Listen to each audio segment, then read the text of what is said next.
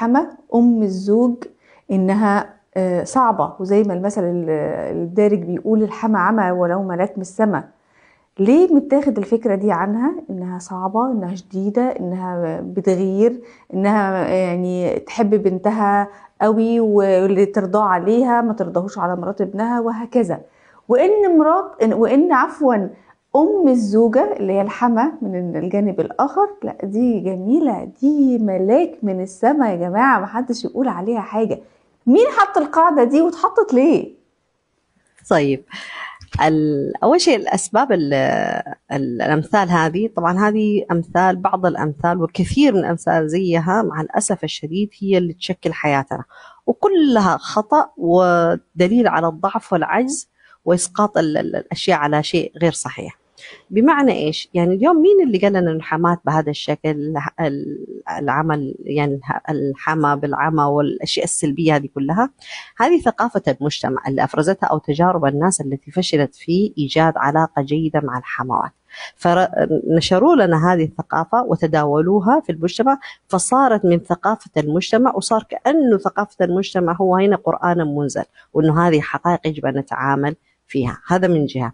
من جهة تانية، بعض السلوكيات التي تظهر بين أم الزوج أو أخت الزوج مثلا مع زوجة الابن كمان لبستهم هذا الثوب. والسلوكيات زي إيش؟ مثلا هو الغيرة التي تتواجد بطبيعة الحال مع النساء مع بعضهم البعض، فضلا عن أنه يكون هي حماة ولا أخت الزوج ولا أم الزوج. يعني بطبيعة النساء مع بعضهم البعض في حالة من الغيرة. ليش؟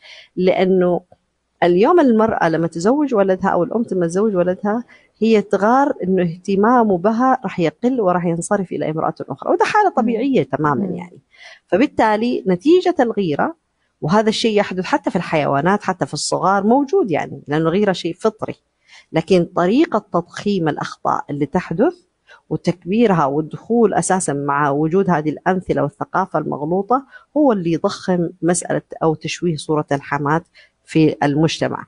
فهنا إذن عندنا كمان توقعات. المرأة اليوم لما تتزوج بتتوقع تماما أنه حماتها حتشيلها فوق رأسها. طيب أنت تتوقعي كده، أنت إيش حتقدمي لها؟ ما في توقع، أنا ما هقدم لك، كفاية علي أن أنا أخذت ولدها.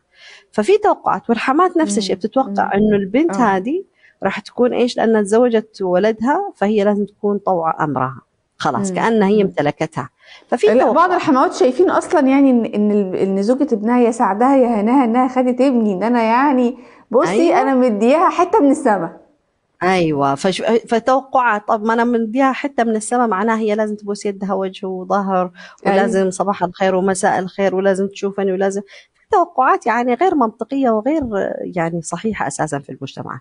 كمان احنا قلنا الاعلام والسوشيال ميديا، هذه الاشياء كمان تضخم وتقبح الحمات في المجتمعات، لدرجه انه الواحد يعني لما تزوج واحده ويقول لها انه ما عندك حمات وميته تفرح أكثر. يعني بالعكس، كان الدارج عند الناس أنه ما يزوجوا إلا واحد عنده عائلة، حتى أنهم العائلة تمتد أكثر، وليس كما هو واقع حالتنا.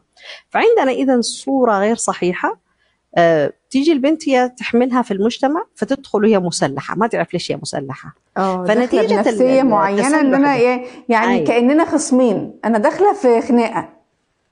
صحيح. فهي لما تدخل وهي بهذه الكيفية، لو لقيت حما ملك نازل من السماء حقيقة، ما راح تتعامل معها على الأساس، لا، هتعامل معها على أساس إيش؟ هي ليش قاعدة تقول لي كده؟ تأويلات، يعني الظن السوء لازم هيشتغل، والتأويل السلبي لازم يشتغل، والحرص والتشكيك في الأفعال والدخول في النوايا راح بالظبط. يشتغل. طيب بالظبط. الإنسان لما يسوي كل هذه الأشياء إيش حيكون النتيجة؟ راح يحصل نتائج ظن السوء اللي هو وقع فيه بنفسه يعني.